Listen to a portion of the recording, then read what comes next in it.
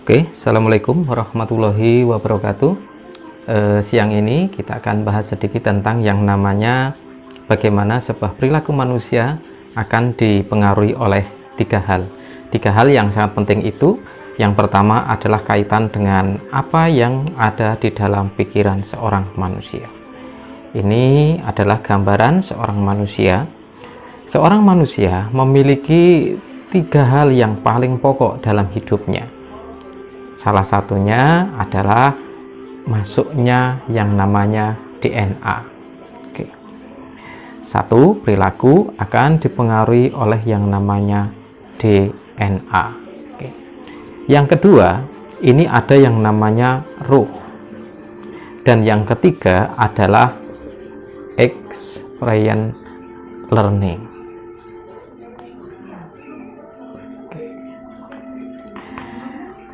Masing-masing ini memiliki kaitan yang sangat kuat sekali, kaitan yang sangat erat sekali dalam hidup. DNA masuk melalui sebuah kromosom yang masuk dari kedua orang tua. Jadi ada orang tua, putra dan putri kita, ayah ibu, ini akan masuk ke dalam diri kita berbentuk berbagai sel-sel yang itu bentuk kromosom. Dan sel-sel tersebut telah berada dalam diri kita sejak kita memang jadi pembuahan. Antara waktu berdua ini masuk menjadi proses pembuahan, maka di sini sudah akan masuk yang namanya sel-sel kromosom. Yang sel-sel inilah yang akan membentuk secara fisik dari diri kita. Makanya ada hidung mirip dengan orang tua, mirip dengan ibunya, mirip dengan ayahnya, atau dengan cara lain. Tapi ada yang lebih penting di sana. Ketika sel ini berumur 120 hari bertemu di dalam rahim, maka akan ditiupkan oleh Allah yang namanya ruh. Ruh ini akan masuk ke dalam diri manusia menjadi sebuah inti dalam pikiran manusia. Sering disebut sebagai core of memory.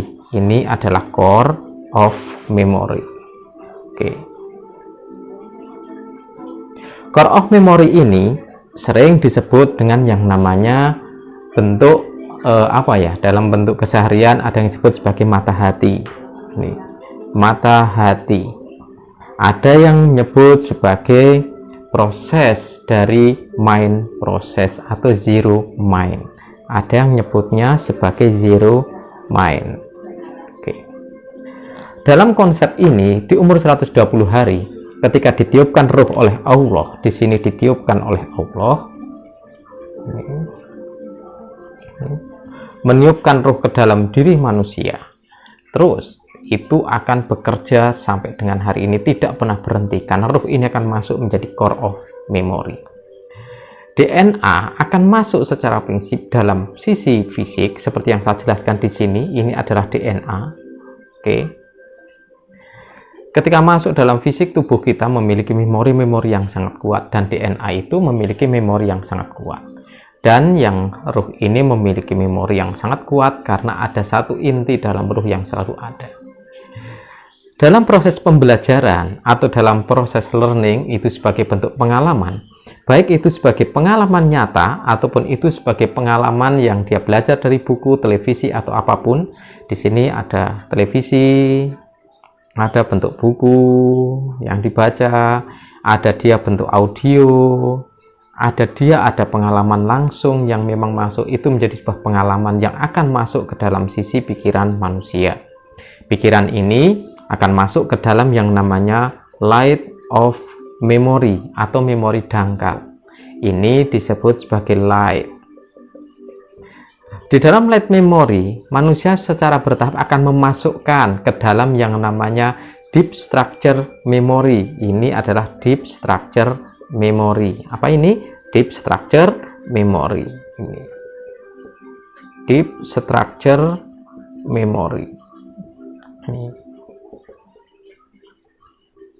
Deep structure memory ini akan tersimpan yang akan menjadi sebuah output, sebuah perilaku. Nanti kita akan cerita lebih banyak lagi bagaimana perilaku terbentuk. Ini apa yang masuk dulu. Ketika berada di light of memory, manusia akan memasukkan bertahap melalui sebuah yang namanya filter. filter ini akan bekerja terus dalam diri manusia. Ketika menerima sesuatu yang baru, maka filter ini terus akan bekerja.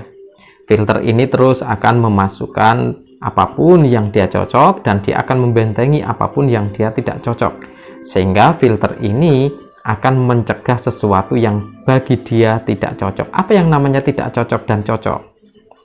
Yang tidak cocok dan cocok adalah apabila ada suatu hal yang berada di light memory, ternyata ini bersesuaian dengan yang ada di tempatnya deep structure memory atau belief system, maka dia akan masuk ke dalam.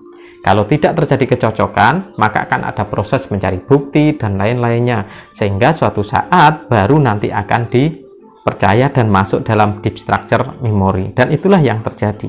Artinya semua hal yang manusia alami tidak semuanya akan masuk ke dalam deep structure memory atau PBS-nya, karena bisa jadi memang itu akan masuk ke dalam light memory-nya, dan nanti setelah masuk baru akan masuk ke dalam PBS-nya.